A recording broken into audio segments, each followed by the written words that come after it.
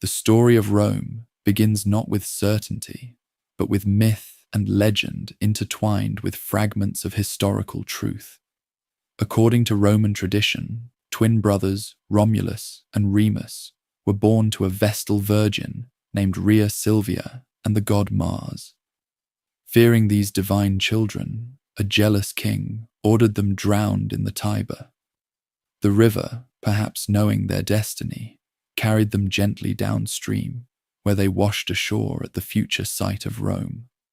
There, a she-wolf discovered the abandoned infants, nurturing them with her milk until a shepherd named Faustulus found and raised them as his own.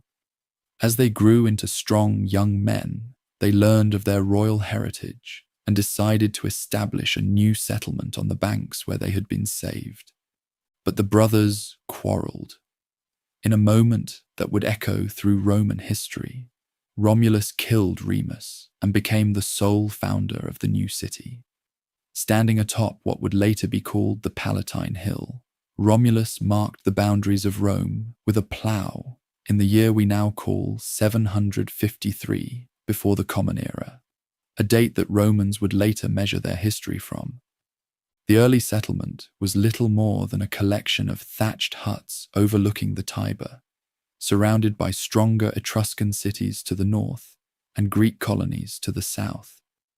To strengthen his nascent community, Romulus offered asylum to outlaws, exiles, and refugees from surrounding areas.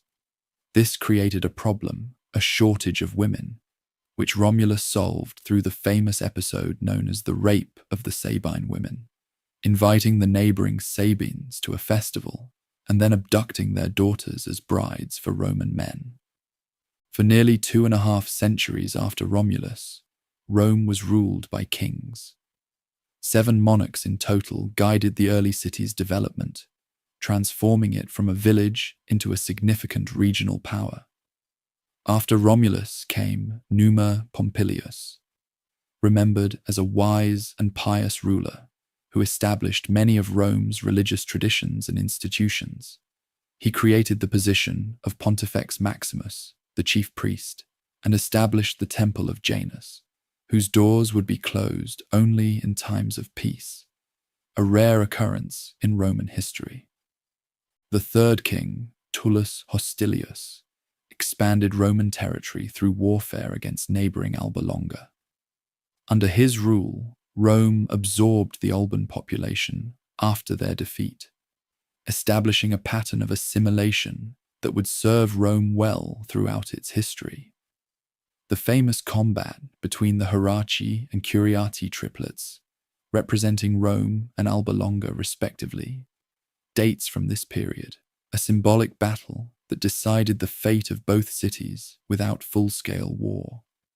Ancus Marcius, the fourth king, constructed Rome's first bridge across the Tiber and founded the port city of Ostia at the river's mouth, opening trade routes that would eventually connect Rome to the Mediterranean world. He also expanded the city's boundaries to include the Janiculum Hill, providing better defense for the growing settlement.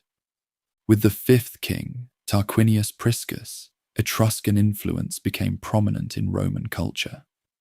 He initiated the construction of the Great Temple of Jupiter on the Capitoline Hill and the Circus Maximus for chariot races. The massive drainage project of the Cloaca Maxima began under his rule, transforming the swampy valley between the hills into what would eventually become the Roman Forum. Servius Tullius, the sixth king, implemented Rome's first constitution, dividing citizens into classes based on wealth and military capability. This organization, known as the Centuriate Assembly, would remain fundamental to Roman military and political life for centuries. Servius also constructed the first defensive wall around the entire city, encompassing the famous 7 hills of Rome: the Palatine, Aventine, Capitoline, Quirinal, Viminal, Esquiline, and Caelian. The final king, Tarquinius Superbus, Tarquin the Proud, ruled as a tyrant. His reign saw impressive building projects, including the completion of the Temple of Jupiter. But his arrogance and cruelty alienated the Roman nobility. The breaking point came when his son Sextus Tarquinius raped Lucretia, a virtuous Roman noblewoman. This outrage provoked a rebellion led by Lucius Junius Brutus and Lucretia's husband Collatinus. In 509, the monarchy was overthrown. Tarquin and his family fled into exile, and the Roman Republic was born. This new system of government, designed to prevent the concentration of power in any single individual, would shape not only Rome's future, but influence political thought for millennia to come. Looking back at this foundational period, we can see how Rome's early experiences shaped its character.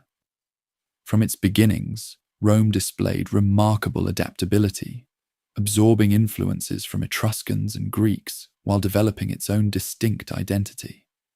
The early Romans established traditions of military discipline, practical engineering, and legal organization that would serve as foundations for their later empire. The city that began as a small cluster of villages grew to include multiple settlements across the 7 hills, connected by paths that would become the famous streets of Rome.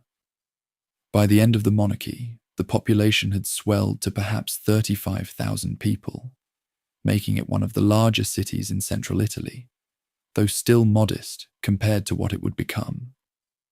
Roman society in this early period was organized around the family, with the paterfamilias, male head of household, wielding nearly absolute authority over his dependents.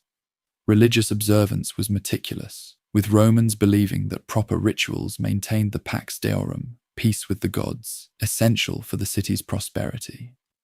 As you drift deeper towards sleep, envision these early Romans, farmers and warriors, priests and craftsmen, laying the groundwork for what would become the eternal city. From simple beginnings on the Tiber's banks, Rome would eventually stretch its influence across 3 continents and establish an empire unlike any the world had seen before. But that expansion was still to come. For now, as the kings departed from history, Rome stood at the threshold of its Republican era, ready to embark on the path to greatness that would make its name immortal. As the last king of Rome fled into exile, the people stood at the dawn of a new era. The monarchy that had guided the city's early growth was gone, replaced by a bold experiment in governance that would shape the destiny of Rome for the next 5 centuries. The newly established republic was designed to prevent the concentration of power that had led to tyranny under Tarquinius Superbus. 2 annually elected magistrates called consuls replaced the king, each able to veto the other's decisions. This system ensured that no single person could dominate Roman politics. Behind these consuls stood the Senate, a council of elders drawn from noble families, whose advice carried enormous weight, though it lacked formal legislative power.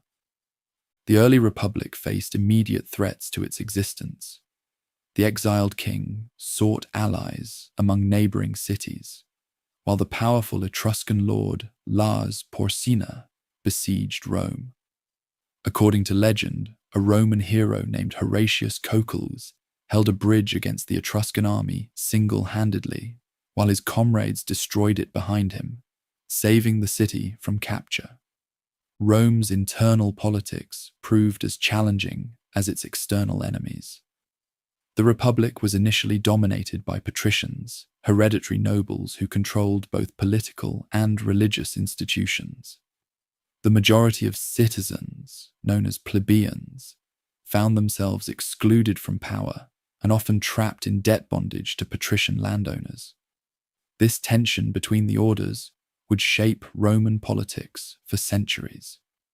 The first major social crisis came when plebeian soldiers, the backbone of Rome's military might, withdrew from the city to the Sacred Mount in history's first recorded general strike.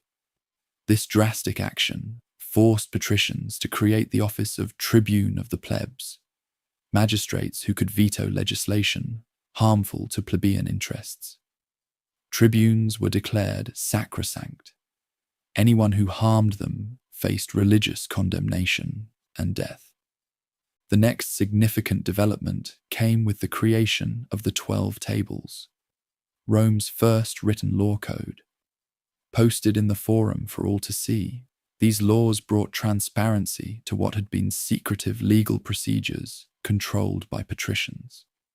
Though still favoring the elite in many respects, the 12 Tables represented a crucial step toward greater equality under the law and established the principle that laws should be public knowledge.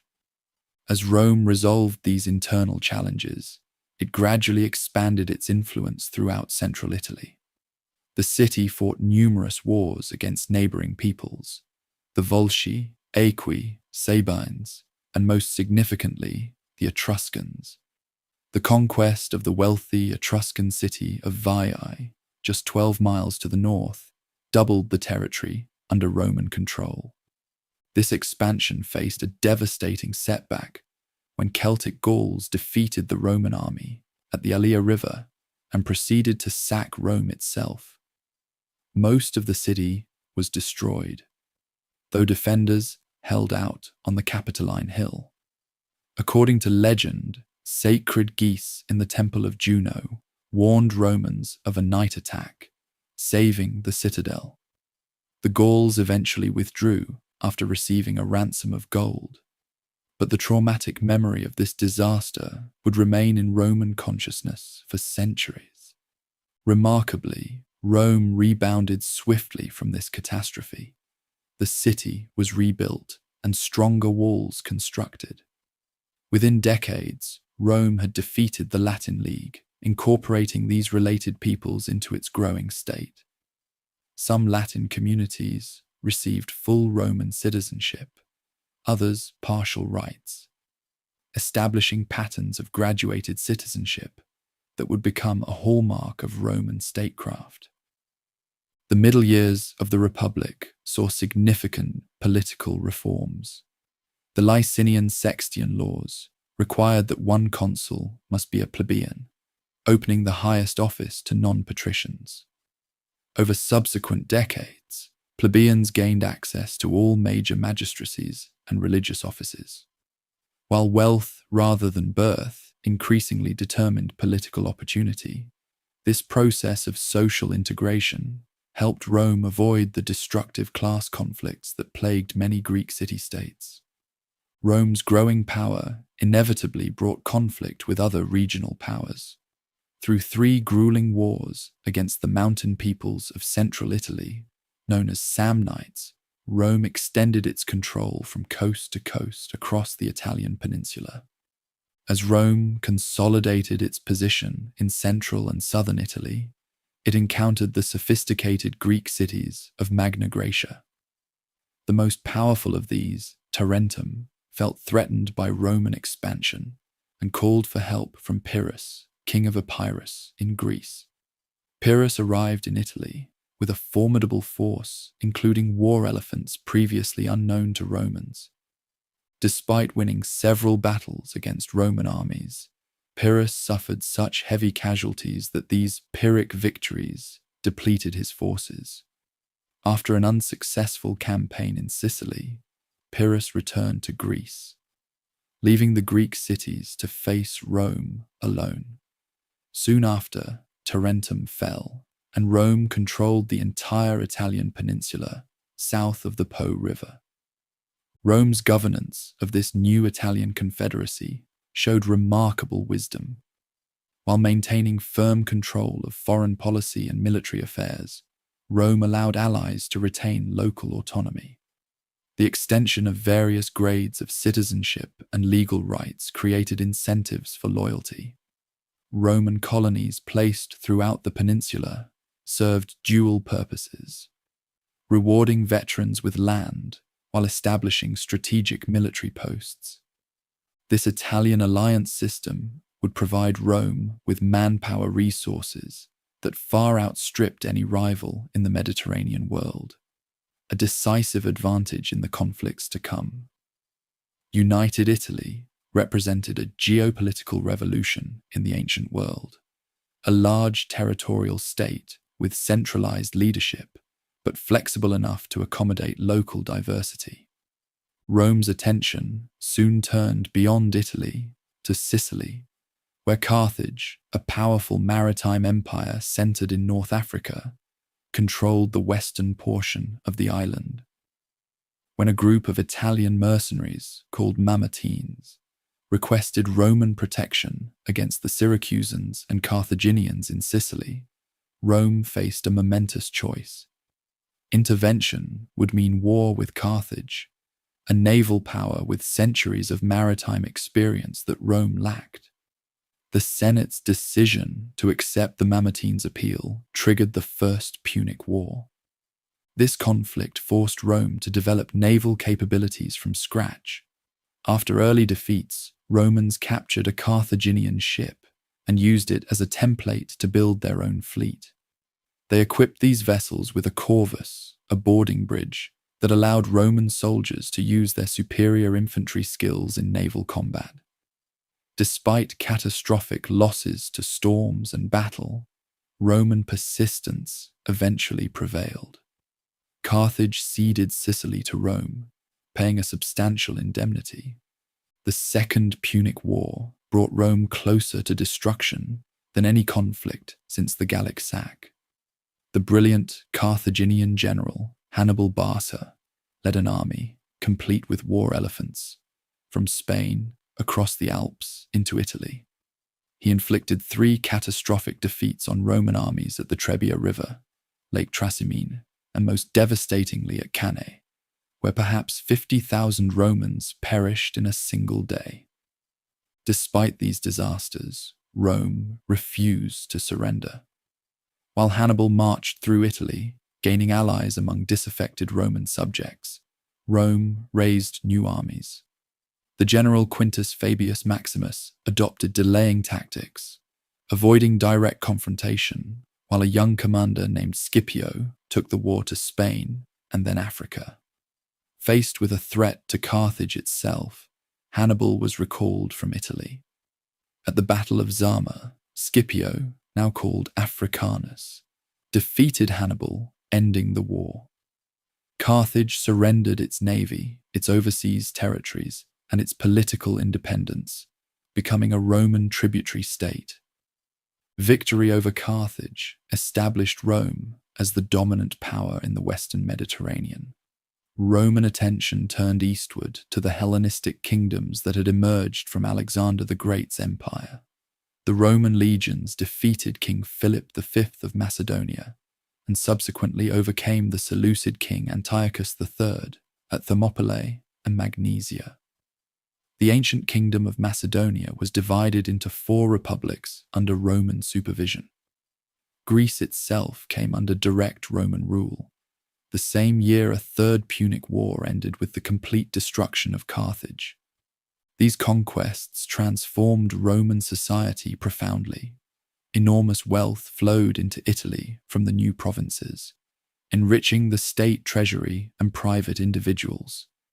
Slaves captured in war became abundant, changing the nature of Italian agriculture as small farms gave way to large estates worked by slave labor. Many displaced rural citizens migrated to Rome, creating social tensions in the crowded capital. The republican political system, designed for a small city-state, struggled to administer a vast Mediterranean empire. Governors sent to rule provinces often exploited their positions for personal gain. Successful generals commanded the loyalty of their troops, creating potential threats to civilian authority.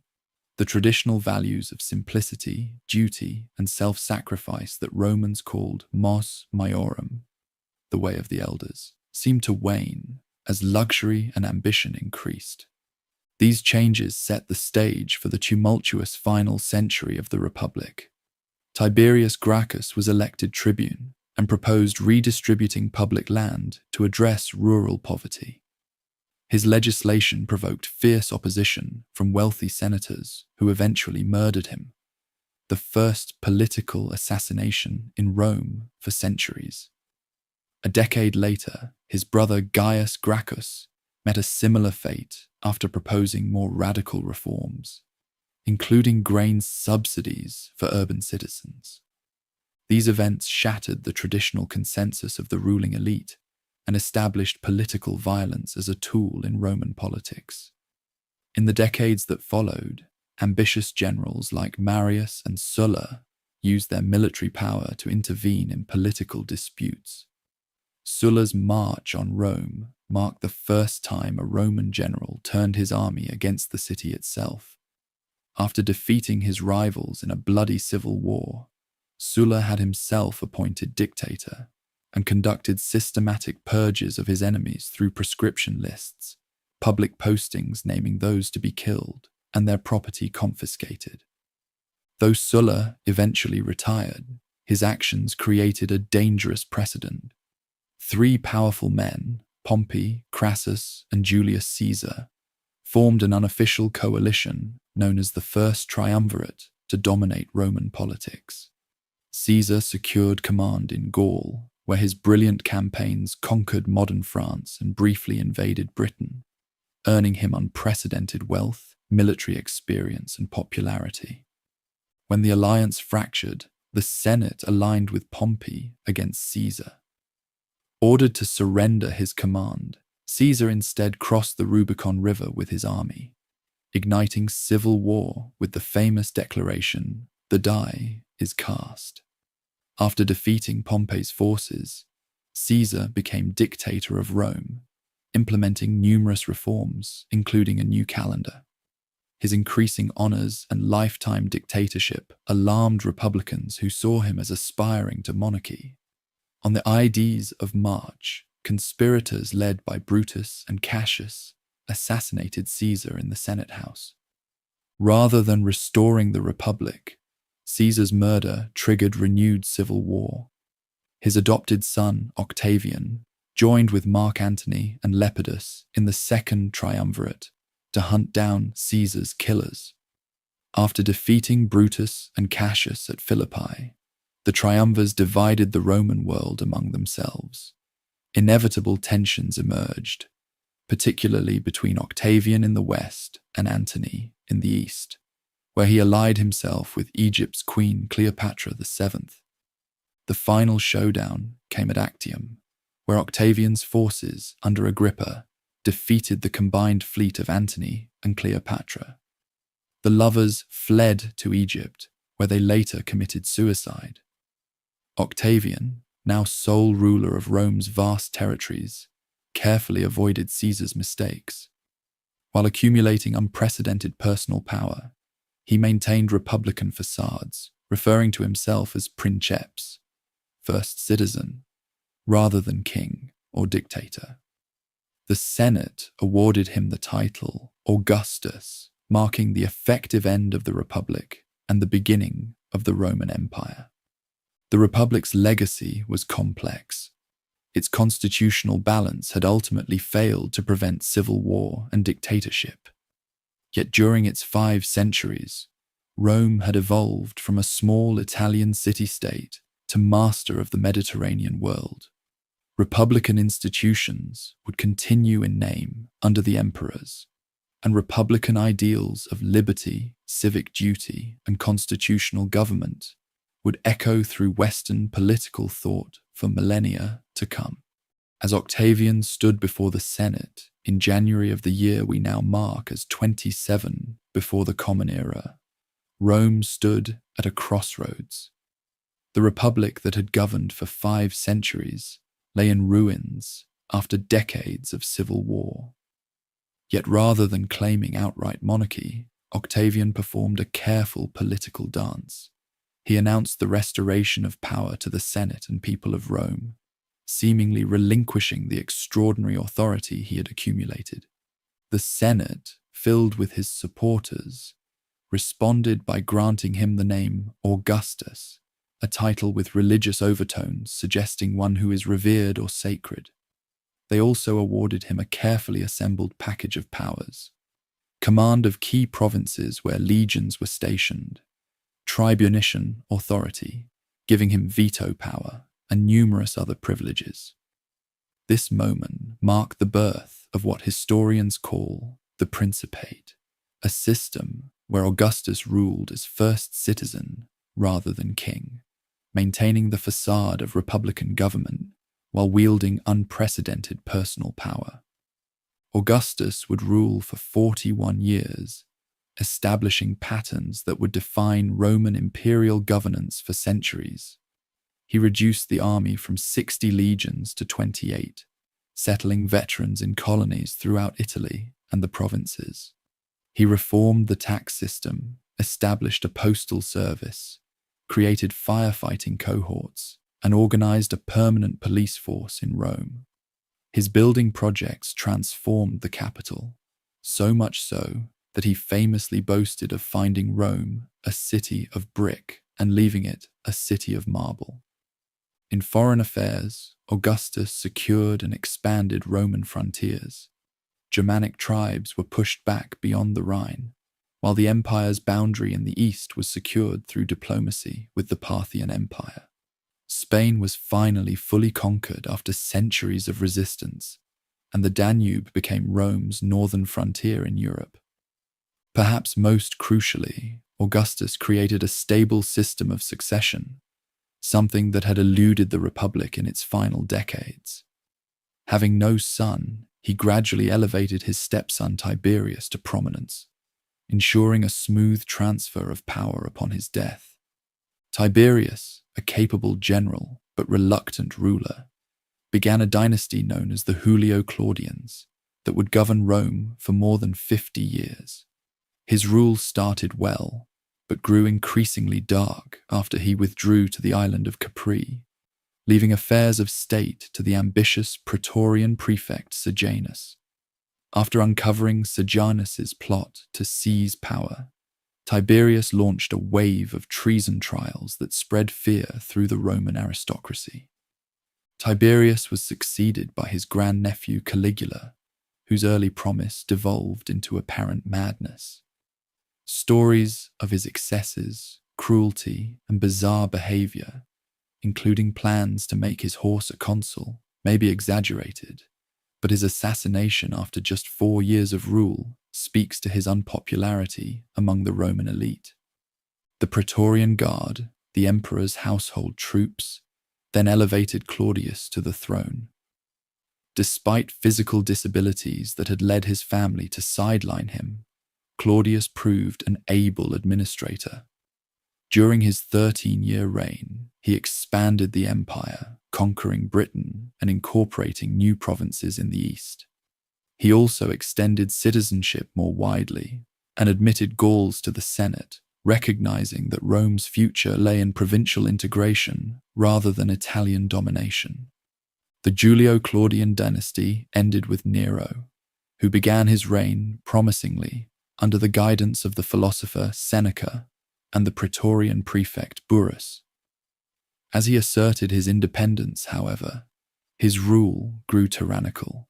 He had his mother, Agrippina, murdered, kicked his pregnant wife to death, and persecuted Christians after the Great Fire of Rome. Rising unpopularity led to revolts, and Nero committed suicide, reportedly lamenting, "What an artist dies in me." Nero's death ushered in chaos known as the Year of 4 Emperors. In quick succession, the generals Galba, Otho, and Vitellius claimed the throne, each overthrown by military revolt. Finally, Vespasian, commanding the Eastern legions, emerged victorious, establishing the Flavian dynasty. Vespasian brought stability back to the empire during his 10-year reign. A man of humble origins with a practical approach to governance, he restored fiscal responsibility after Nero's extravagance. His greatest architectural legacy was beginning construction of the Flavian Amphitheatre, better known today as the Colosseum, built on the site of Nero's opulent palace as a gift to the Roman people. His eldest son, Titus, succeeded him, just months before Mount Vesuvius erupted, destroying the cities of Pompeii and Herculaneum. Titus handled this and other disasters, including a fire in Rome, with such compassion that he was widely mourned when he died after just 2 years of rule. The final Flavian emperor was Domitian, whose 15-year reign witnessed significant military activity along the Danube frontier and in Britain. While an effective administrator, his autocratic tendencies alienated the Senate. His assassination brought the Flavian dynasty to an end. The Senate then selected one of its own members, the elderly Nerva, as emperor. With no natural heir and limited military support, Nerva adopted the popular general Trajan as his successor, establishing a pattern of adoptive succession that would serve Rome brilliantly for nearly a century. Trajan, born in Spain, became the first emperor from outside Italy. His 19-year reign saw the Roman Empire reach its greatest territorial extent. He conquered Dacia, roughly modern Romania, incorporating its gold mines into the empire. His most ambitious campaign annexed Armenia, Mesopotamia, and parts of Parthia, briefly extending Roman rule to the Persian Gulf. Though some of these eastern conquests would be abandoned by his successor, they represented the high watermark of Roman expansion. Beyond military glory, Trajan was celebrated for his domestic policies. His extensive building programs included a massive forum in Rome and projects throughout the provinces. He established the Alimenta, a welfare program providing support for poor children in Italy, and was generally regarded even by later Romans as the optimal emperor against whom others were measured. On his deathbed, Trajan may have adopted his relative Hadrian, though some suspected the adoption was fabricated by Hadrian's supporters. Regardless, Hadrian became emperor and immediately shifted imperial policy. Recognizing that the empire had reached its practical limits, he withdrew from Trajan's eastern conquests and focused on consolidation rather than expansion. Hadrian spent more than half his 21-year reign traveling throughout the provinces, often walking on foot with his troops while inspecting frontier defenses. In Britain, he ordered the construction of a massive wall spanning the island's narrow northern waist, creating a barrier against tribal incursions that stands partially intact today. Similar frontier works were strengthened throughout the empire, establishing clear boundaries in place of continued expansion. A lover of Greek culture who wore a beard in the Hellenic fashion, unlike his clean-shaven predecessors, Hadrian spent extensive time in Athens, completing the massive temple of Olympian Zeus begun centuries earlier. His architectural legacy in Rome included the Pantheon, with its revolutionary concrete dome, still standing today as testament to Roman engineering brilliance. Hadrian's chosen successor, Antoninus Pius, ruled for 23 remarkably peaceful years. His reign saw no major wars or internal disturbances, allowing the empire to prosper. Continuing the tradition of adoption, Antoninus selected Marcus Aurelius as his heir, with the provision that Marcus in turn adopt Lucius Verus as co-emperor. Marcus Aurelius, a devoted Stoic philosopher whose meditations remain widely read today, found his reign dominated by military challenges despite his philosophical nature. Germanic tribes, possibly pushed westward by population movements deeper in Europe and Asia, began pressing against Roman frontiers on the Danube in greater numbers than before. While Marcus and Lucius initially ruled jointly, Lucius' death left Marcus in sole command during increasingly difficult times. Beyond external threats, the empire faced a devastating pandemic known as the Antonine Plague, possibly smallpox, brought back by troops from campaigns in the east. This disease killed perhaps 5 million people throughout Roman territories, weakening both military and economic strength at a critical juncture. Despite these challenges, Marcus Aurelius maintained the frontiers and even planned to create new provinces beyond the Danube before his death. Unlike his predecessors, who chose the most qualified successor through adoption, Marcus allowed his biological son, Commodus, to succeed him, a decision that would have dire consequences for Rome. Looking back across this 2-century span from Augustus to Marcus Aurelius, this era represents the Roman Empire at its zenith. The population reached perhaps 70 million people, living in relative security under the Pax Romana, or Roman peace. A vast network of roads, totaling over 250,000 miles, facilitated trade, communication, and military movement throughout the Mediterranean basin and beyond. Cities flourished with public amenities unknown in earlier ages, aqueducts delivering fresh water, public baths, theatres, and forums. Roman law, increasingly sophisticated and humane, was administered across 3 continents. Literature and art thrived during this period as well. Virgil's epic poem, the Aeneid, Ovid's Metamorphoses, the histories of Tacitus, the biographies of Suetonius, and the letters of Pliny the Younger all date from this era.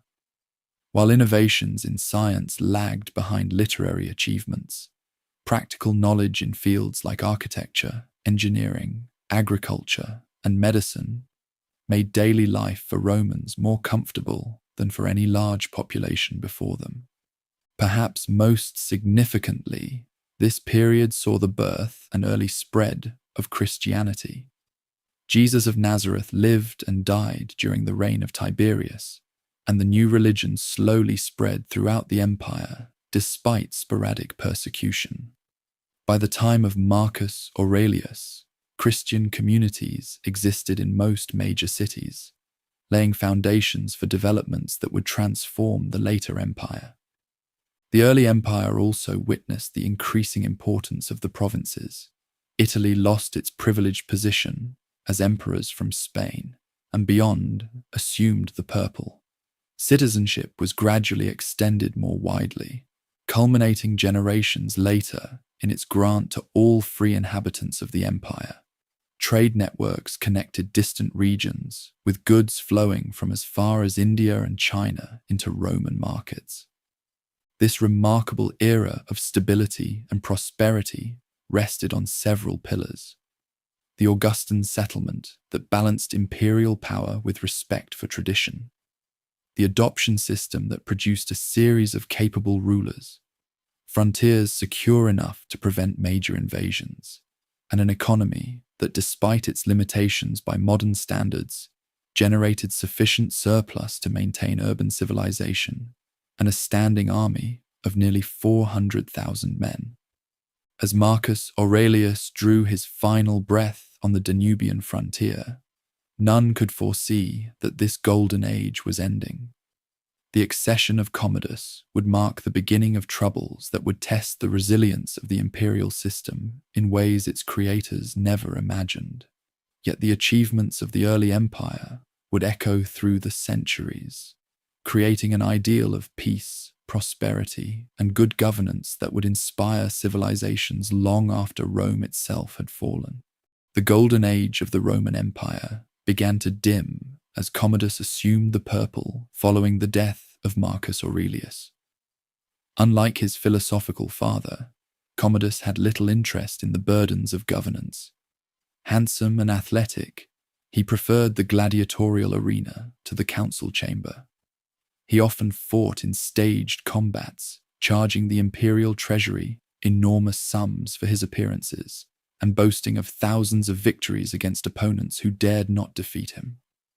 While Commodus indulged his fantasies, renaming Rome Colonia Commodiana and styling himself as the reincarnation of Hercules, the machinery of empire continued functioning through the efforts of experienced administrators. Yet his capricious executions of senators and officials created a climate of fear. On the final day of the year, he was strangled in his bath by his wrestling partner Narcissus, part of a plot involving his inner circle, who feared they would be next to face his wrath. After Commodus's assassination, the venerable General Pertinax was elevated to the throne by the Senate. His attempts to restore discipline among the Praetorian Guard proved fatal. They murdered him after just 3 months, when he refused their demands for a special bonus. What followed was perhaps the most shameful episode in Roman history. The Praetorians literally auctioned the empire to the highest bidder.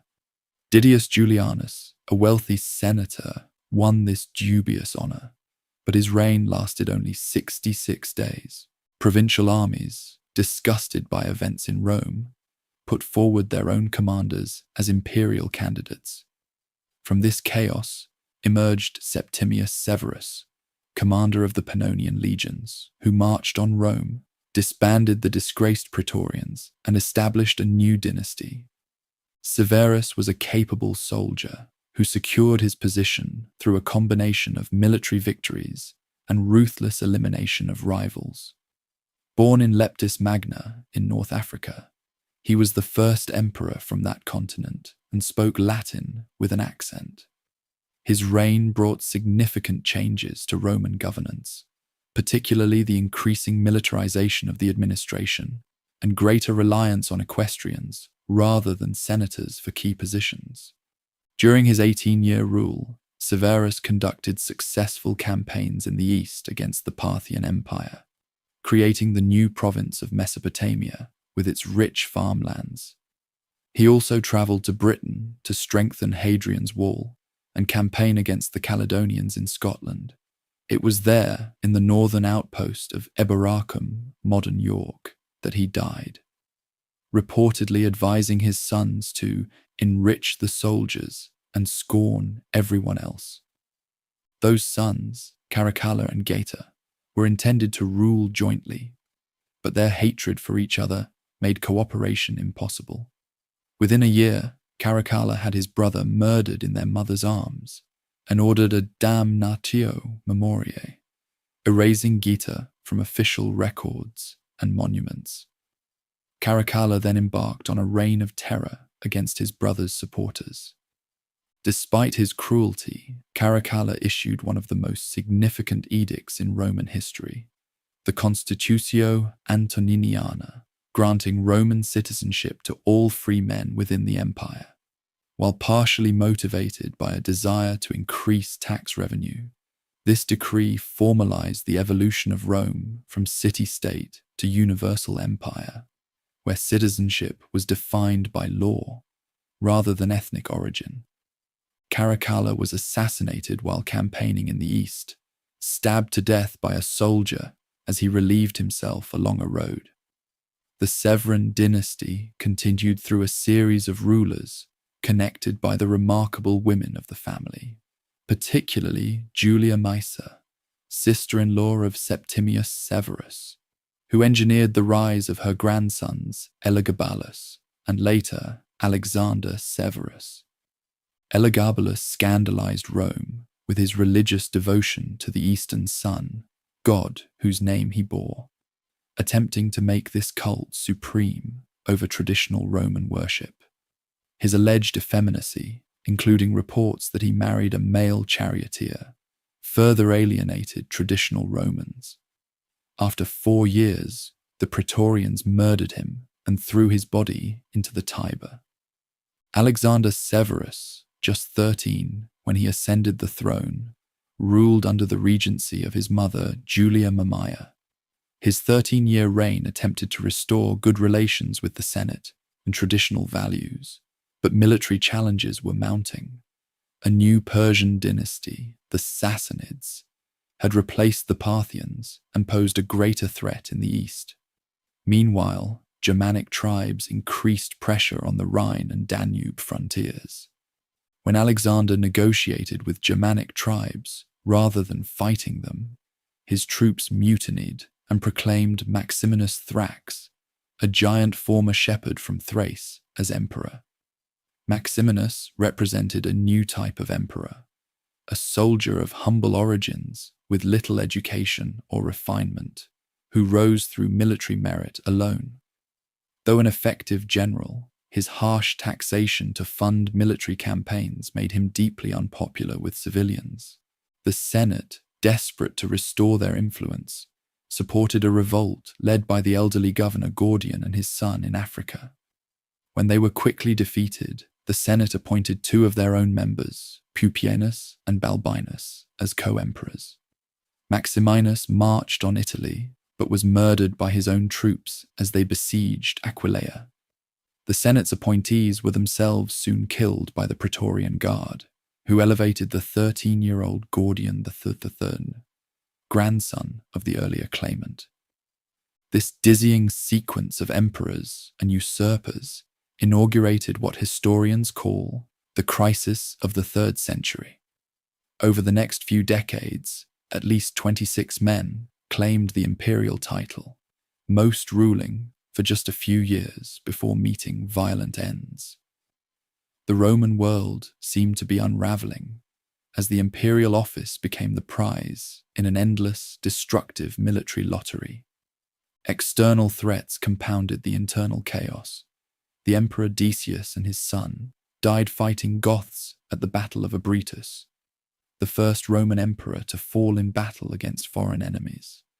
The Emperor Valerian suffered an even worse fate, captured alive by the Sassanid Persian king Shapur I, and allegedly used as a human footstool before being skinned after death and stuffed as a trophy. With central authority collapsing, the empire began to fragment. In the west, a Gallic empire encompassing Gaul, Britain, and parts of Spain broke away under a succession of local rulers.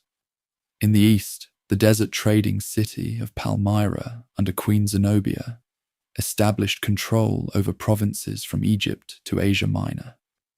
Economic crisis accompanied political disintegration as the currency was repeatedly debased to pay the armies, triggering severe inflation.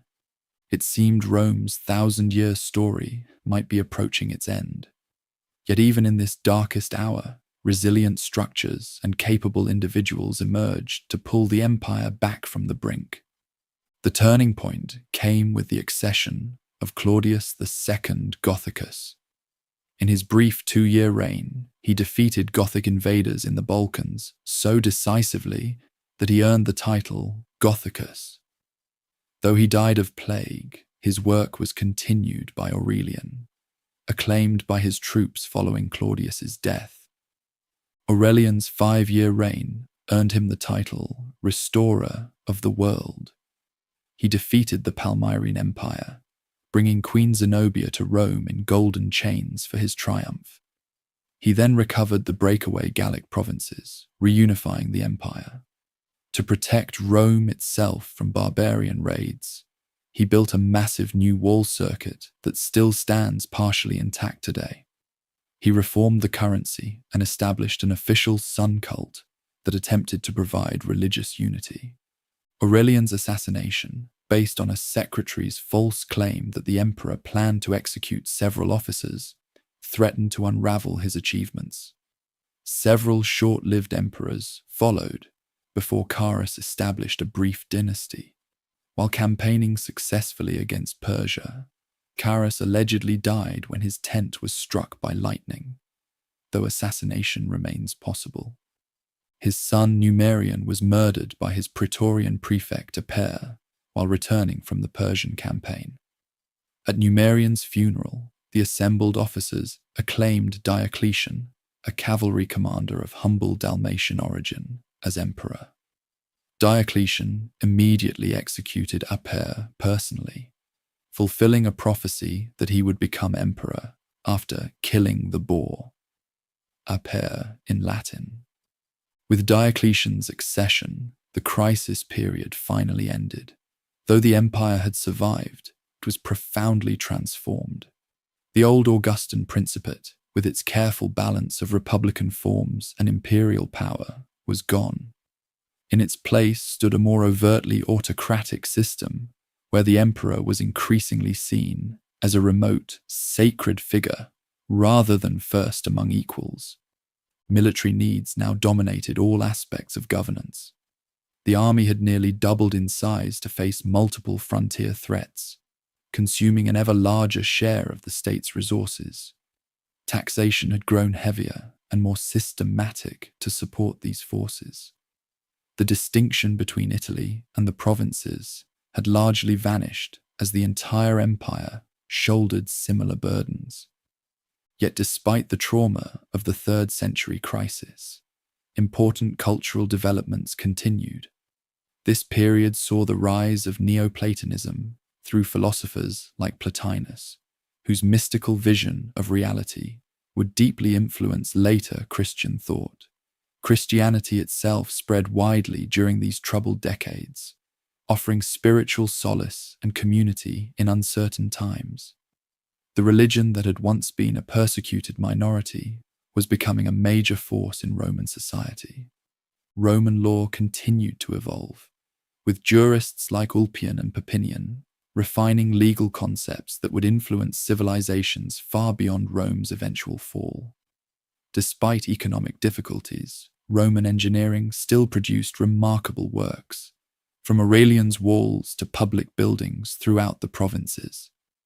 As the 3rd century closed, the empire that Diocletian inherited was wounded but not defeated.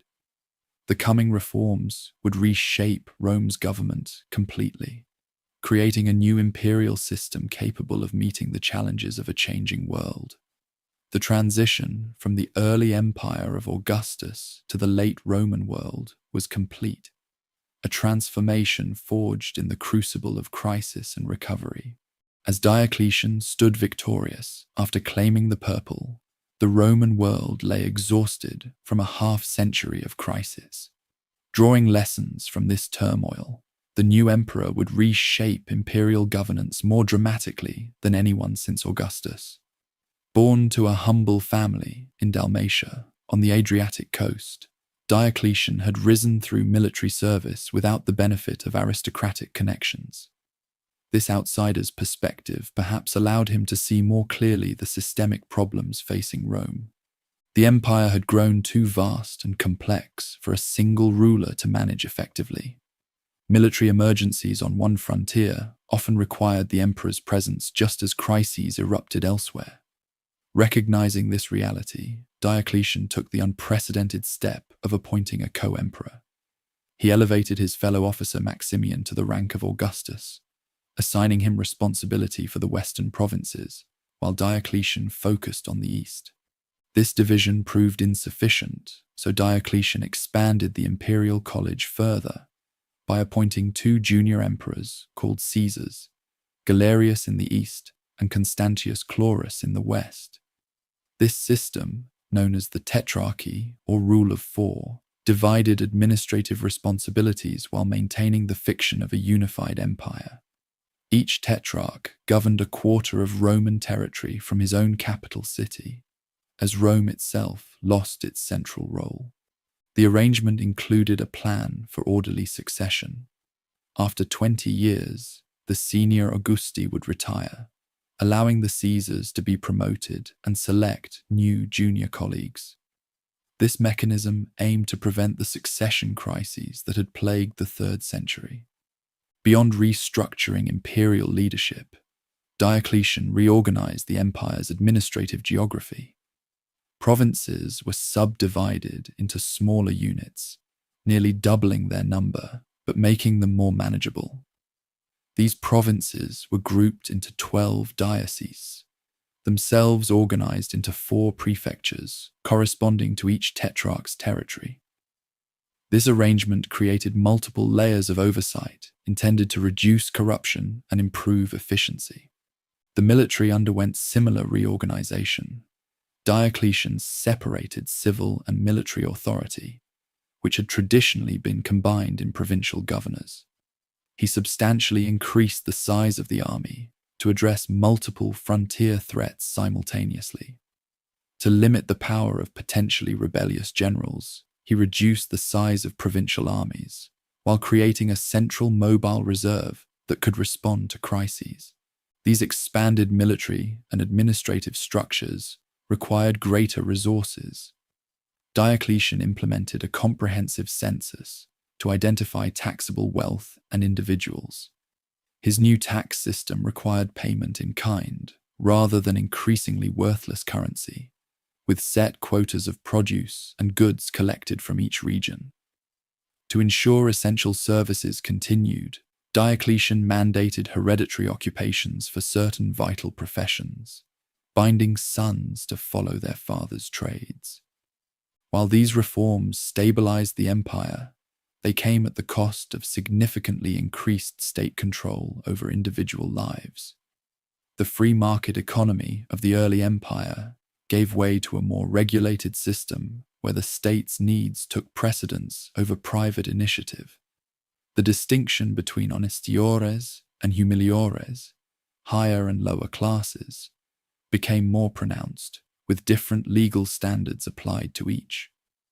Diocletian also attempted to address economic instability through his edict on maximum prices, which set price ceilings for thousands of goods and services throughout the empire. Though well-intentioned, this measure proved impossible to enforce and was ultimately abandoned. In religious matters, Diocletian initially showed tolerance, but later launched what became known as the Great Persecution against Christians. This final and most severe attempt to suppress Christianity included the destruction of churches, confiscation of scripture, and execution of clergy. Despite its intensity, the persecution varied by region and failed to halt Christianity's spread. True to his succession plan, Diocletian took the unprecedented step of voluntarily retiring, compelling his co-Augustus Maximian to do the same. He spent his remaining years cultivating cabbages at his palace in Split on the Dalmatian coast, reportedly telling visitors that only someone who had been emperor could understand the pleasures of retirement. The carefully designed tetrarchic system collapsed almost immediately after its creator's retirement. The succession plans were undermined by dynastic sentiment, as troops proclaimed Constantine, son of Constantius Chlorus, and Maxentius, son of Maximian, as emperors. The following years saw complex power struggles as various claimants fought for supremacy. Constantine emerged victorious from these conflicts. According to Christian tradition, before the crucial battle of the Milvian Bridge against Maxentius, Constantine saw a vision of a cross in the sky with the words, "In this sign, conquer." Whether motivated by genuine conversion or political calculation, Constantine's embrace of Christianity would transform the Roman world. The Edict of Milan, issued jointly with his eastern colleague Licinius, formally ended the persecution of Christians and restored their confiscated property. Though not making Christianity the official state religion, the edict granted it legal status and imperial favor. Constantine later defeated Licinius to become sole ruler of a reunited empire. Perhaps Constantine's most consequential decision was founding a new capital on the site of the Greek city Byzantium. Dedicated as Constantinople, it occupied an unparalleled strategic position, controlling the strait between Europe and Asia. This new Christian city, free from Rome's pagan associations, would serve as the imperial capital for over 1,000 years. Constantine maintained many of Diocletian's administrative reforms while softening their harsher aspects. He created a new gold currency, the solidus, which maintained its value for centuries, bringing monetary stability after decades of inflation. His religious policies favored Christians without directly suppressing traditional worship, beginning a gradual transition that would accelerate under his successors. After Constantine's death, the empire passed to his 3 surviving sons, Constantine II, Constantius II, and Constans. Their reigns were marked by fratricidal conflict and continuing religious tensions, particularly surrounding the Arian controversy about Christ's divine nature. Constantius II emerged as sole emperor, ruling until his death. The brief reign of Julian the Apostate, Constantine's nephew, marked the last serious attempt to restore traditional Roman religion.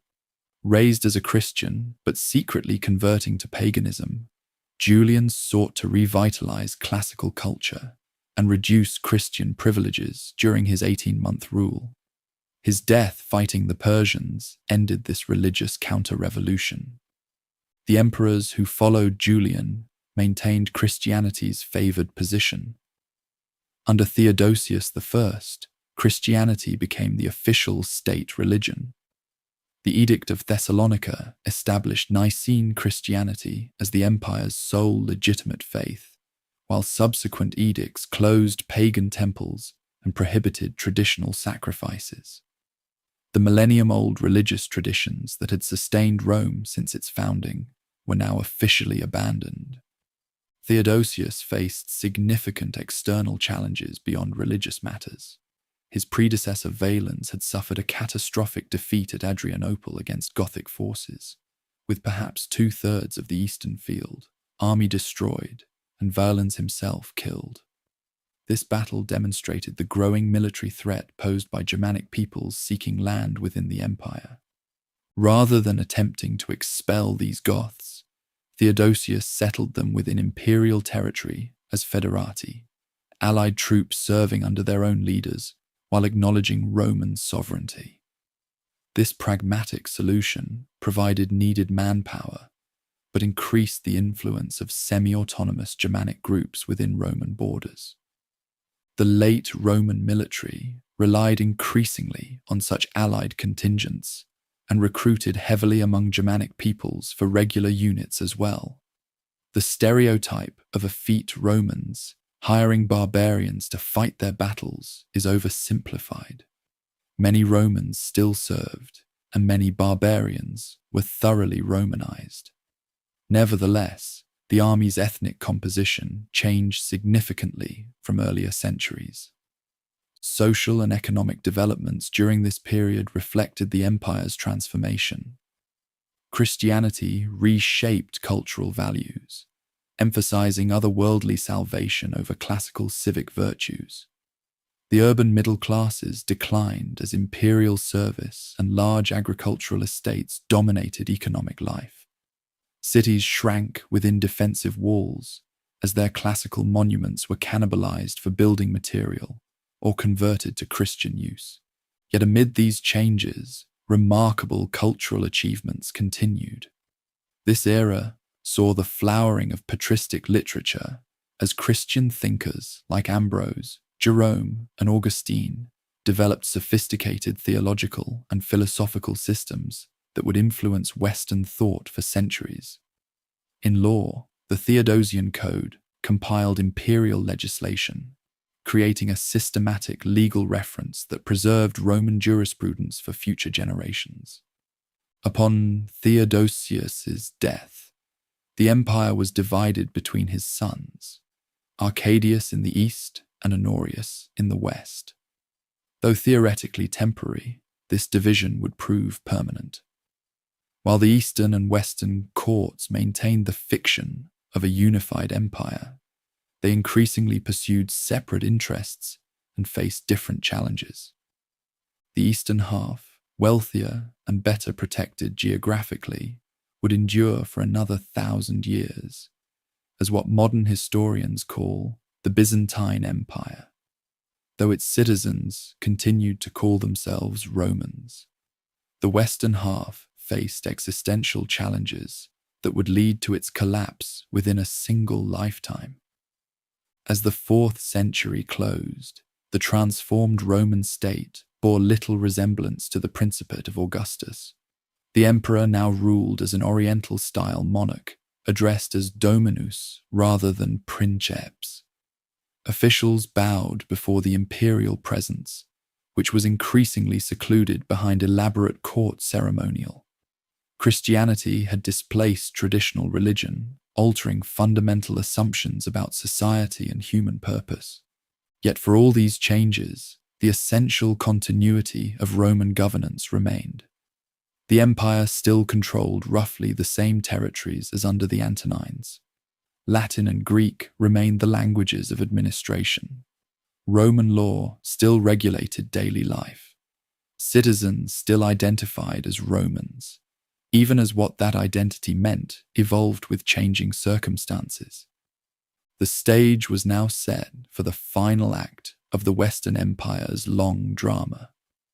As Germanic pressure on the frontiers increased and internal resources dwindled, the Western emperors would face challenges that would ultimately prove insurmountable.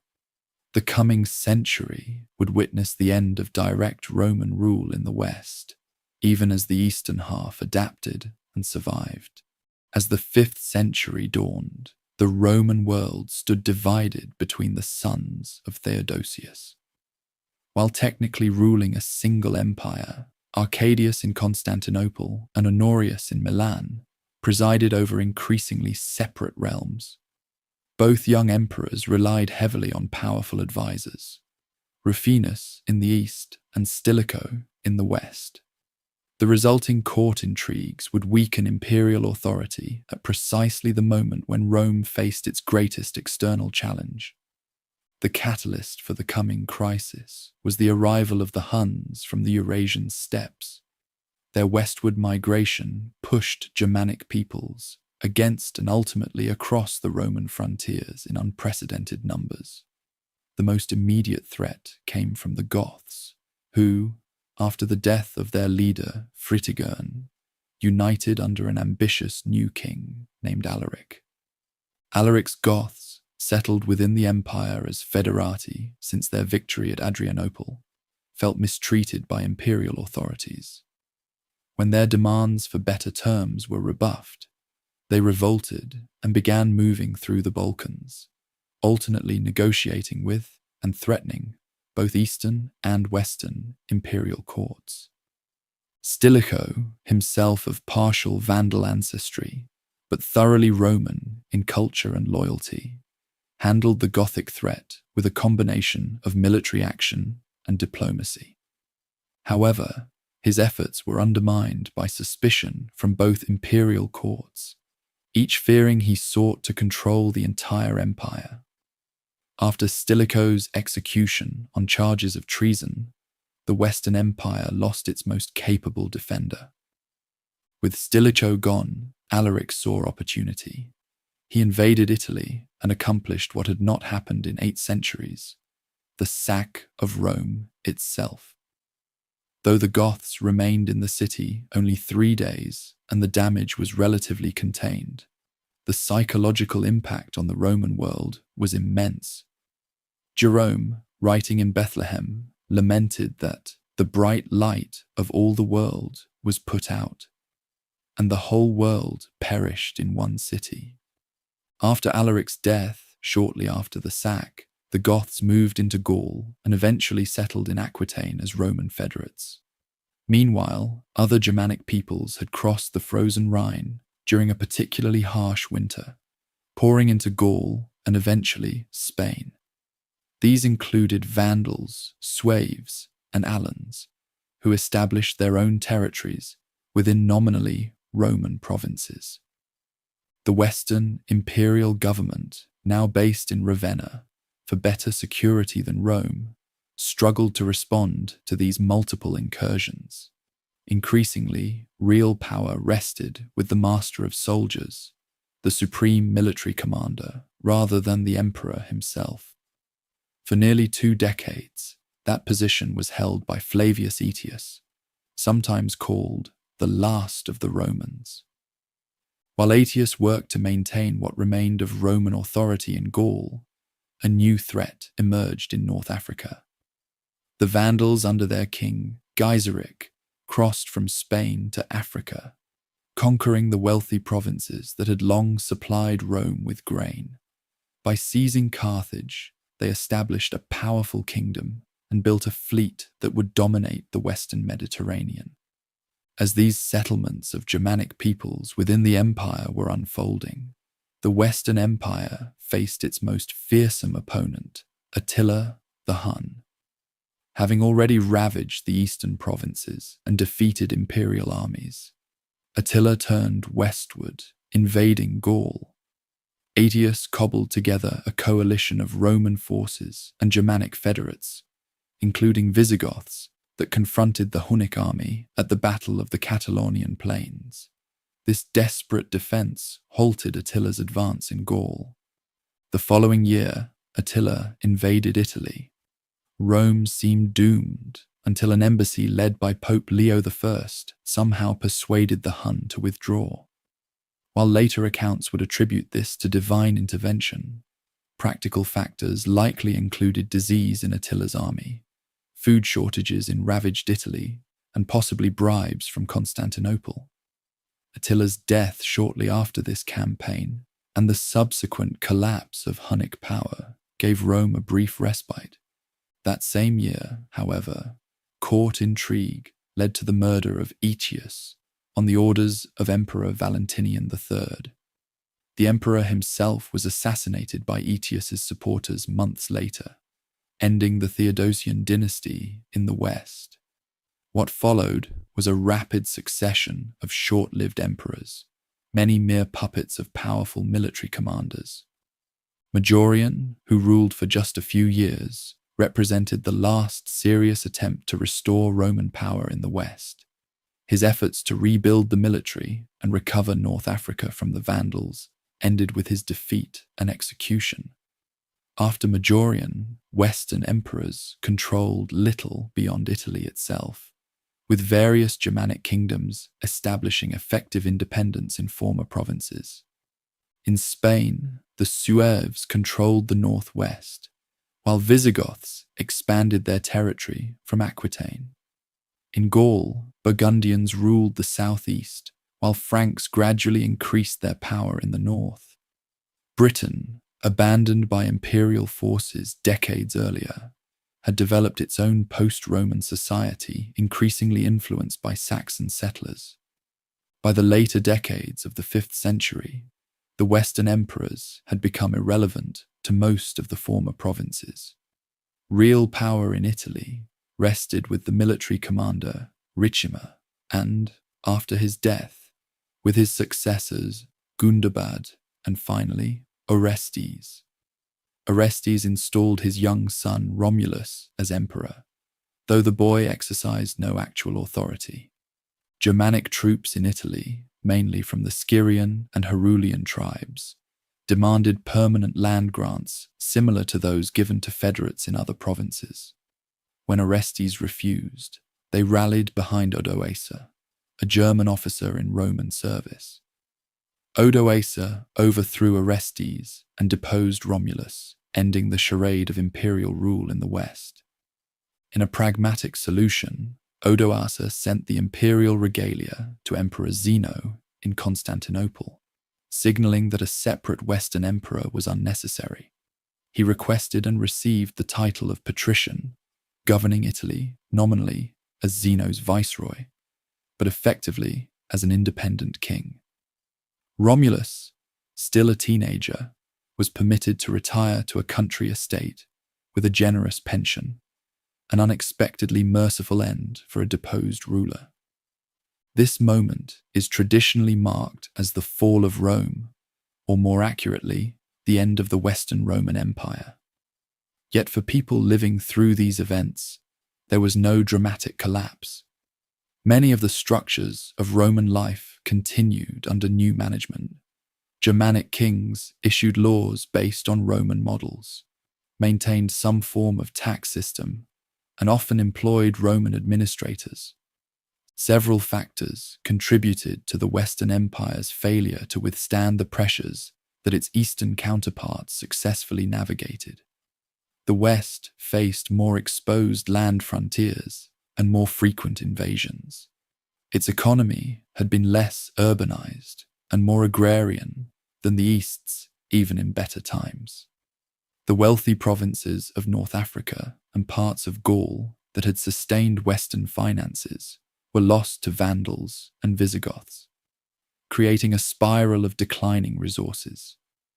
Western emperors also suffered from a deficit of legitimacy compared to their Eastern colleagues. The constant civil wars and rapid turnover of rulers undermined confidence in imperial authority. After the sack of Rome, the psychological foundation of empire, the belief in Rome's eternal destiny, was severely damaged in the West. Yet even as direct imperial rule faded, Romanitas, Roman culture and identity, endured. Latin remained the language of administration and literacy. The Catholic Church preserved Roman organizational structures and legal concepts. Aqueducts still carried water, and people still gathered in forums, even as new Germanic lords ruled from former imperial palaces. The end of the Western Empire did not mean the end of the Roman world. In the East, the empire continued to flourish from its magnificent capital at Constantinople. The Emperor Zeno and his successors considered themselves the legitimate rulers of the entire Roman world, including the lost Western provinces that they hoped to someday recover. In Italy itself, Odoacer's rule would prove brief. Emperor Zeno authorized Theodoric, king of the Ostrogoths, to invade Italy and depose Odoacer.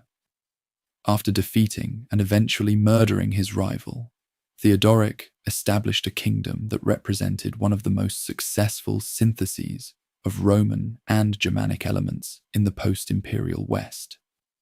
As the Western provinces began their gradual transformation into what would eventually become medieval Europe, the idea of Rome retained its powerful grip on the imagination. Germanic kings sought recognition from Constantinople and coveted Roman titles. The church increasingly filled the administrative vacancy left by imperial retreat. And far to the east, the Roman Empire, now Greek-speaking and Christian, but still calling itself Roman, continued to uphold the legacy of Augustus and Constantine. The end of the Western Roman Empire thus marks not a cataclysmic collapse, but a significant transition point in a much longer process of transformation. The political structure created by Augustus 5 centuries earlier had finally failed in the West, but Roman civilization, like a great river dividing around an obstacle, would continue flowing through new channels in the medieval world to come. While the Western Roman Empire faded into history, its Eastern counterpart continued to thrive. The citizens of this surviving realm never called themselves Byzantines, a term invented by modern historians. They proudly identified as Romans, Romaioi, in their increasingly Greek speech, the rightful inheritors of Caesar and Constantine. For nearly a millennium after the deposition of Romulus Augustulus, this Eastern Roman Empire would preserve and transform the legacy of Rome. As the 5th century closed, Emperor Zeno faced significant challenges. Religious controversies over the nature of Christ divided Eastern Christians, while Isaurian countrymen from Zeno's mountainous homeland dominated the court, breeding resentment among Constantinople's population. Yet the empire remained intact, with efficient tax collection, professional administration, and military security that the fragmented West could only envy. Zeno's successor, Anastasius, provided 27 years of capable governance. His careful financial stewardship replenished the treasury, while his construction of the long walls protected Constantinople's landward approaches. Though religious tensions continued during his reign, Anastasius maintained the empire's position against Sassanid Persia, its traditional rival in the east. The golden age of the Eastern Roman Empire arrived with the accession of Justinian I. Born to Latin-speaking peasants in the Balkan provinces, Justinian married the remarkable Theodora, whose journey from actress of questionable reputation to imperial consort scandalized conservative circles, but brought a shrewd and determined partner to the throne. Justinian's ambition was nothing less than the restoration of imperial unity. he dispatched his brilliant general Belisarius to recover North Africa from the Vandals. Belisarius accomplished this mission with remarkable speed and efficiency, returning the wealthy grain-producing region to imperial control. Emboldened by this success, Justinian authorized the invasion of Ostrogothic Italy. The Italian campaign proved far more difficult. What was planned as a swift reconquest became a 20-year struggle that devastated the peninsula. Though imperial forces eventually prevailed, capturing Ravenna and defeating the last Gothic resistance, the cost was enormous. Italy, once the heart of Roman power, lay economically ruined. Parts of Spain were also recovered, but Justinian's dream of full Western restoration remained elusive. These military campaigns stretched imperial resources already strained by war with Persia. The situation worsened when bubonic plague reached Constantinople, killing perhaps 40% of the city's inhabitants and spreading throughout the Mediterranean basin. This demographic catastrophe reduced tax revenues and military recruitment, creating fiscal problems that would plague Justinian's successors. Despite these challenges, Justinian's reign witnessed remarkable achievements. The magnificent church of Hagia Sophia, with its revolutionary dome spanning 108 feet, remains one of the world's architectural marvels. Even more enduring was the Corpus Juris Civilis, a comprehensive compilation and reform of Roman law that preserved classical legal principles for future generations. This legal code would eventually form the basis of many European legal systems and represents one of Rome's most significant legacies to the modern world. After Justinian's death, the empire entered a difficult period. His successor, Justin II, lost much of Italy to the Lombards, while warfare with Persia drained resources. Subsequent emperors, Tiberius II and Maurice, maintained imperial defenses, but struggled with diminishing resources. Maurice's attempts to reform the military led to his overthrow and execution by the usurper Phocas. The 7th century brought unprecedented challenges to the empire. Under Shah Khosrow II, Persia launched massive invasions, capturing Syria, Palestine, Egypt, and much of Anatolia. Jerusalem fell, and the true cross, most sacred of Christian relics, was carried to the Persian capital as a trophy. Persian forces reached the Bosporus opposite Constantinople itself. In this moment of supreme crisis emerged one of Rome's greatest emperors. Heraclius, who had overthrown the tyrant Phocas, personally led the imperial counterattack. In a series of brilliant campaigns, he drove deep into Persian territory, forcing a peace that restored all lost provinces and the true cross. This stunning reversal appeared to secure Rome's eastern frontier permanently.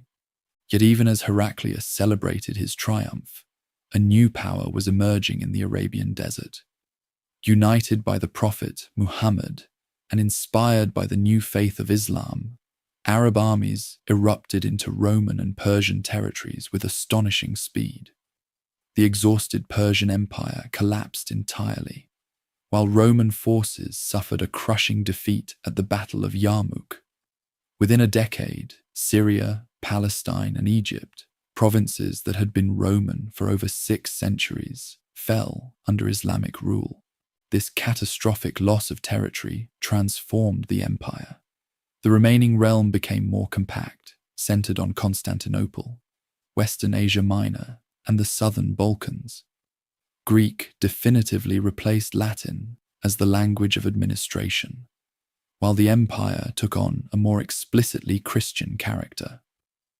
Modern historians often mark this 7th century transformation as the transition from the Eastern Roman to the Byzantine Empire, though contemporaries saw no such division. Despite these massive territorial losses, the empire adapted and survived. The theme system, reorganizing provinces into military districts where soldier farmers defended their own lands, proved an effective response to constant Arab raids.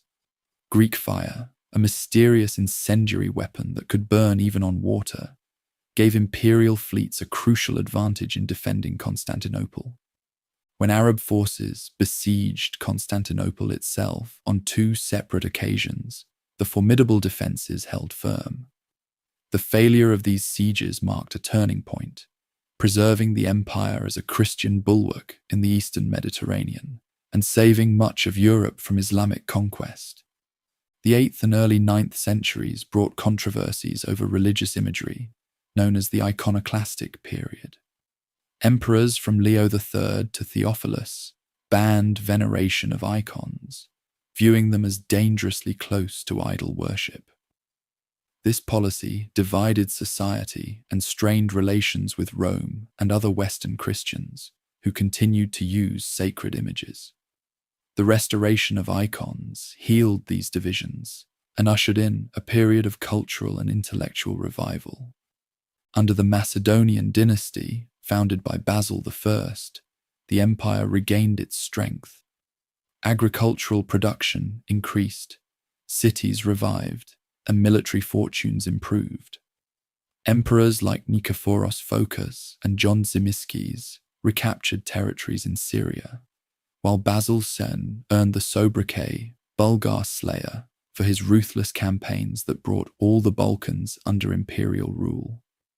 This resurgent Rome, albeit Greek in language and culture, represented the most powerful, wealthy, and sophisticated society in the Christian world. Constantinople, with perhaps 500,000 inhabitants, dwarfed the modest towns of Western Europe. Its markets featured goods from as far as China and Scandinavia. Its churches gleamed with mosaics, and its scholars preserved ancient texts unknown in the West. Yet beneath this golden facade, structural weaknesses were developing. The free peasantry that had formed the backbone of the theme armies gradually lost land to expanding aristocratic estates. Civil service positions increasingly became hereditary rather than merit-based. Religious differences with the Latin West widened, culminating in the schism that divided Christianity into Catholic and Orthodox branches. The pivotal disaster came at Manzikert, where Seljuk Turks defeated Emperor Romanos IV Diogenes and opened Anatolia, the empire's heartland, to Turkish settlement. Simultaneously, Normans conquered the last imperial possessions in Italy, and Pechenegs raided across the Danube. The empire that had seemed triumphant just decades earlier now fought for survival. The desperate appeal for Western aid by Emperor Alexios I Komnenos helped trigger the First Crusade. While Crusaders did establish states in the Holy Land, tensions between Latins and Greeks grew increasingly bitter. The Fourth Crusade infamously diverted to Constantinople itself, sacking the greatest Christian city in the world and establishing a short-lived Latin empire on its ruins. Though imperial forces recaptured Constantinople under Michael VIII Palaiologos, the restored empire was but a shadow of its former self. Italian merchant republics dominated its economy, while Serbian and Bulgarian states carved away Balkan territories. Most importantly, Turkish emirates controlled most of Anatolia, with the aggressive Ottoman state emerging as the greatest threat. The Ottoman Turks crossed into Europe, gradually encircling Constantinople. Despite desperate diplomatic efforts to secure Western aid, support proved minimal. Emperor Constantine XI faced the massive Ottoman army of Sultan Mehmed II with only a few thousand defenders when the final siege began in April. For 7 weeks, the ancient walls of Constantinople withstood Ottoman cannon fire. On May 29th, the final assault broke through. Constantine XI allegedly threw off his imperial regalia and died fighting alongside his soldiers as the city fell. Mehmed rode to Hagia Sophia, which became a mosque that same day. The Roman Empire, which had endured for 1,480 years since the accession of Augustus, finally ended. Yet its legacy lived on in many forms. The Ottoman sultans styled themselves as Caesars of Rome, ruling much of the former Byzantine territory. Moscow claimed the mantle of the Third Rome, preserving Orthodox Christianity and imperial traditions.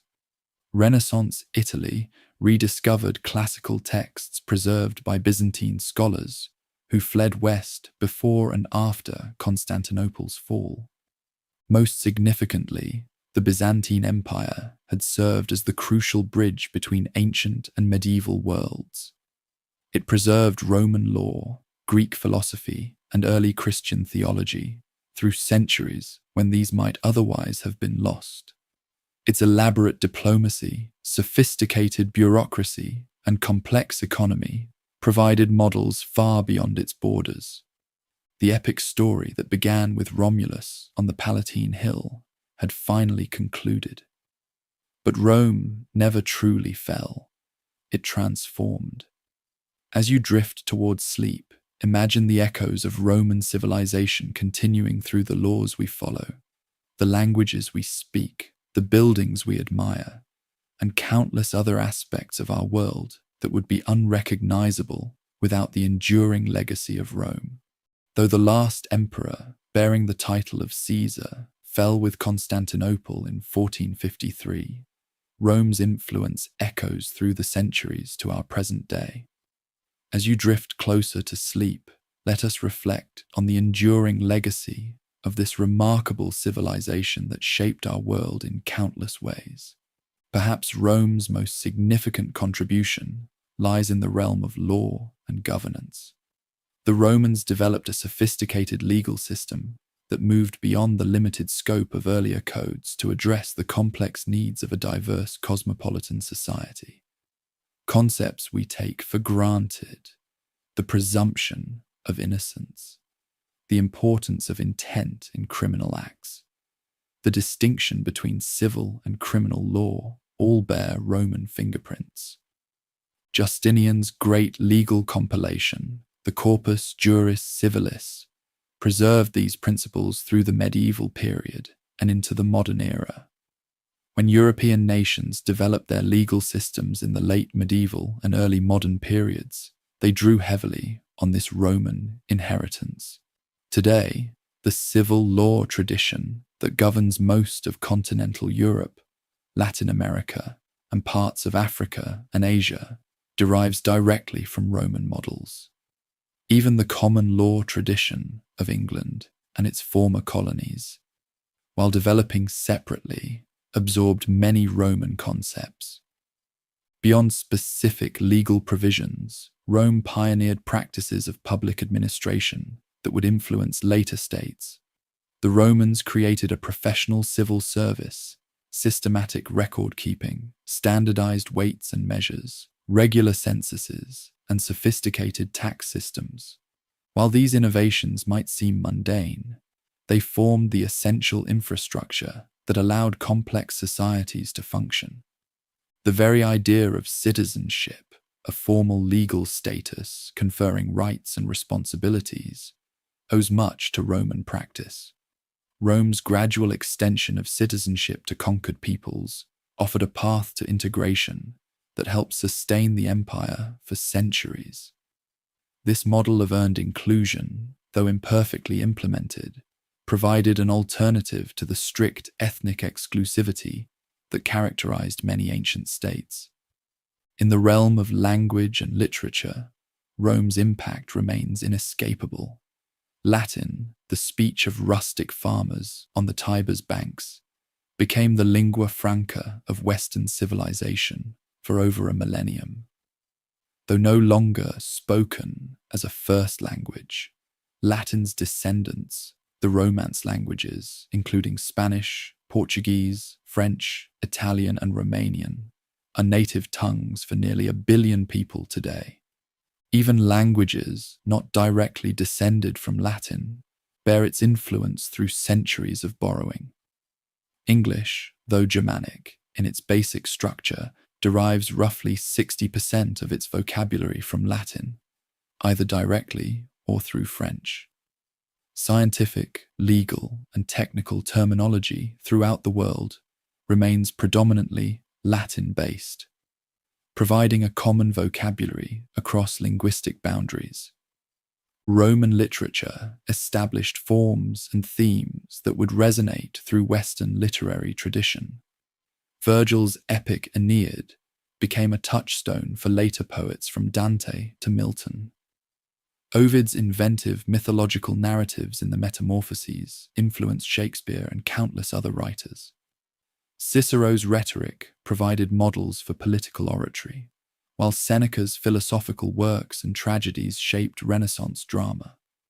The letters of Pliny and the histories of Tacitus continued to influence how we understand the purpose and methods of these genres. The physical legacy of Rome remains equally impressive. Roman engineering transformed the Mediterranean landscape with an infrastructure network of unprecedented scale. Many Roman roads still form the basis of modern highways, their carefully planned routes proving optimal even with today's technology. Aqueducts built by Roman engineers continued to supply water to cities like Segovia in Spain into the 20th century. Roman architectural innovations, particularly their refinement of the arch, vault, and dome, made possible buildings of scale and permanence previously unimaginable. Their development of concrete allowed for structures that have endured 2 millennia of earthquakes, floods, and warfare. The Pantheon in Rome, with its perfect dome featuring an oculus open to the sky, remains one of the world's architectural marvels, inspiring buildings from the Renaissance to the present day. In military affairs, Rome's legacy is similarly profound. The legion, a flexible professional fighting force combining heavy infantry with specialized units, provided a model that would influence armed forces for centuries.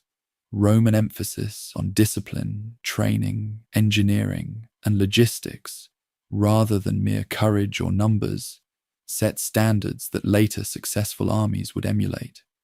Military academies today still study Caesar's campaigns as exemplars of strategic and tactical brilliance. Rome's political legacy presents a more complex picture. The Republic, with its checks and balances, separation of powers, and term limits, influenced the framers of many modern constitutions, particularly America's founders. Yet Rome also demonstrated how republican institutions could be subverted by ambitious individuals, and how liberty might be traded for security and stability. The imperial system that replaced the republic similarly offered both positive and negative lessons for later generations. At its best, the Roman Empire provided good governance, security, and prosperity to diverse populations across 3 continents.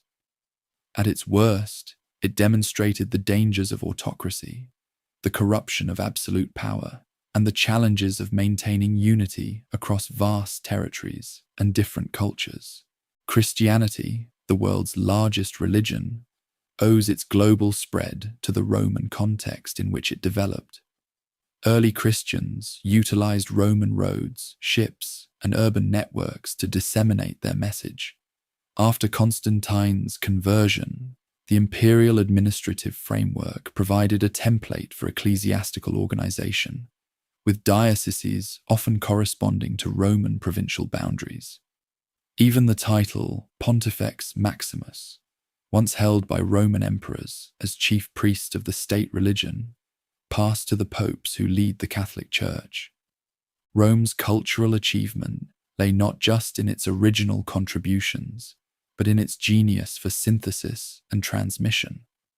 Roman artists, philosophers, and scientists often adapted Greek models, but in doing so, they preserved and transmitted Greek achievements to later civilizations.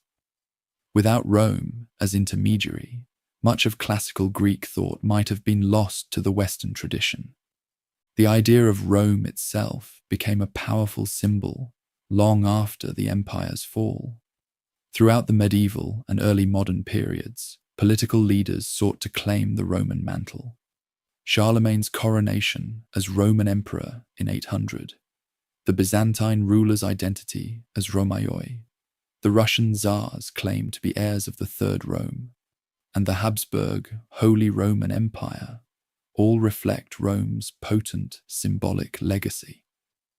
Even Nazi architecture and Mussolini's fascist imagery consciously evoked Roman imperial grandeur, showing the persistent, if sometimes misused, power of Roman symbolism.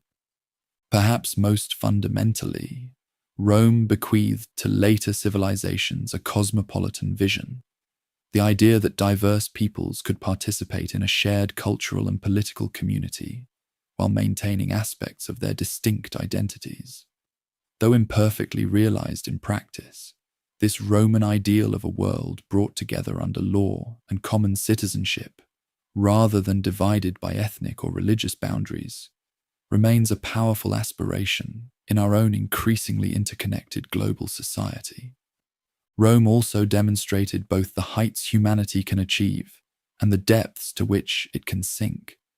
The same civilization that produced the wisdom of Marcus Aurelius also featured the excesses of Caligula. The society that built the Pantheon also staged the brutal gladiatorial games. This complex legacy reminds us that human achievements are always mixed with human failings, that civilization itself is always both inspiring and flawed. As you fall deeper into sleep, imagine how different our world would be without Rome's enduring influence.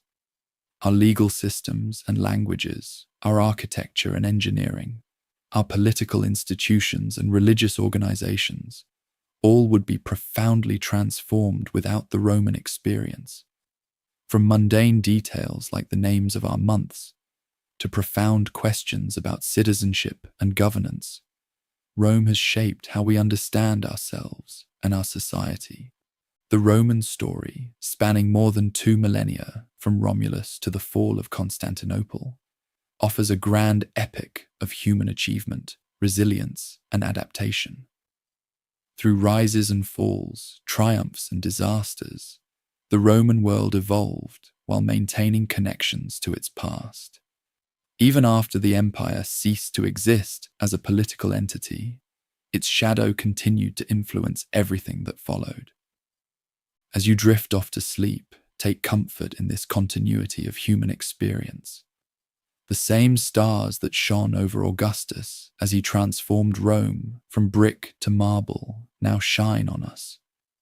The same human hopes, fears, and dreams that motivated Romans for security, prosperity, meaning, and beauty motivate us still. In that shared humanity lies perhaps Rome's most profound legacy of all,